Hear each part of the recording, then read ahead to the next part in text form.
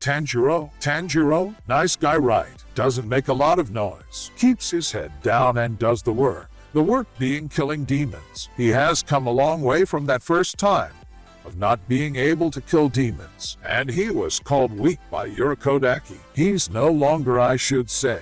So in the light, we would talk about many times he was weak, so to say.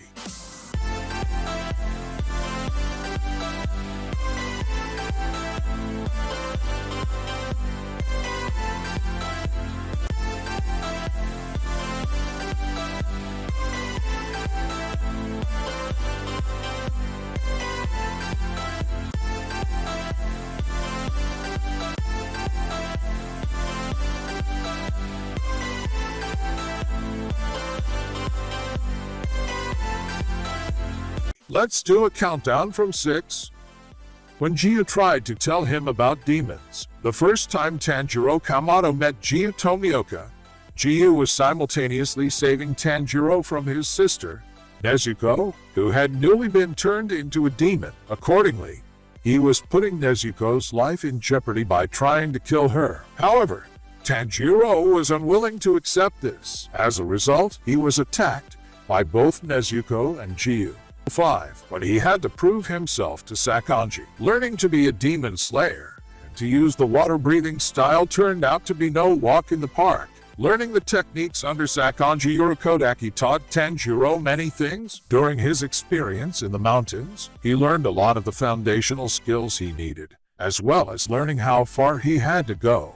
4. When he took forever to cut the boulder Tanjiro was challenged to cut through was another sobering moment for Tanjiro, who struggled for months to achieve the task. Eventually, he met Semido, who indirectly helped him realize the secret to cutting through the boulder. The sheer density of the boulder and Tanjiro's incredibly long montage trying to cut through it was a solemn reminder of how much Tanjiro needed to learn before he could take even the first step in completing his goals.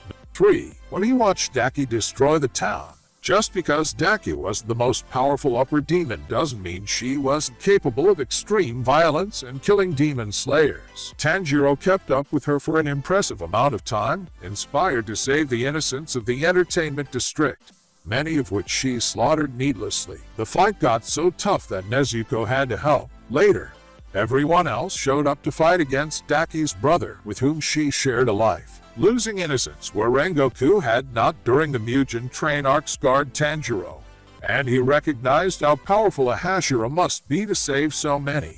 2. When he realized how little he could use Hinokami Kagura during his fight with Daki, Tanjiro was forced to see just how hard it was to go up against an upper-ranked demon when Hinokami Kagura was not always at his disposal. He was able to corner Daki and even hurt her, but thanks to her brother and her demonic regeneration, it wasn't very useful. And the biggie, when he almost died. That's our number 1. For a moment, Tanjiro was the last thing standing between Gyutaro and the destruction of the entertainment district, including their demon slayer team. He was crafty in using the wisteria poison to slow Gyutaro down, but in the end, he was almost killed. Luckily, it bought him enough time for Uzui Tenjin, one of the Hashira with whom they had been working, to regain his senses and launch a final assault on Gyutaro. Still, Gyutaro's speech to Tanjiro shook him, and he was forced to reckon with his lack of power.